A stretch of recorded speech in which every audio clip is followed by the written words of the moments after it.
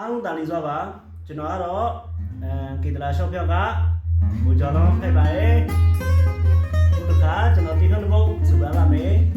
ဒီဘက်ဗီဒီယိုတီးခဲ့ပြီးတော့မစူဘူးပါဘူးအခုကတော့ကျွန်တော်ဆရာတယောက်ဖိတ်ခေါ်ထားလို့ခုဆရာမဲခိုက်ကျော်တီဆိုဆရာမဲခိုက်ကျော်ဆိုဗီဒီယိုဆိုထားတယ်ကျွန်တော်များပါဘူးတီထွန်းကိုအခုကျွန်တော်ဗီဒီယိုတီးခဲ့ပြီးတော့ဆရာတယောက်နဲ့ကျွန်တော်အတူဆိုတော့ပြီးပါမယ်အားလုံးခံစားပြီးခဲ့ပါ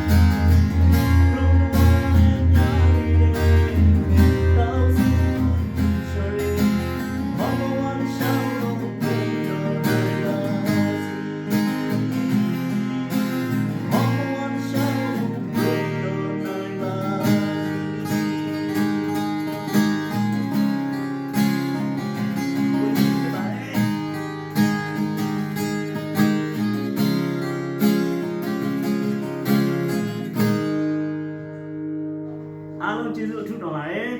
ကျွန်တော်ကိုကြီးစကားလေးပြောပြပါဦး အားလုံးတားလေးစားပါလို့နော်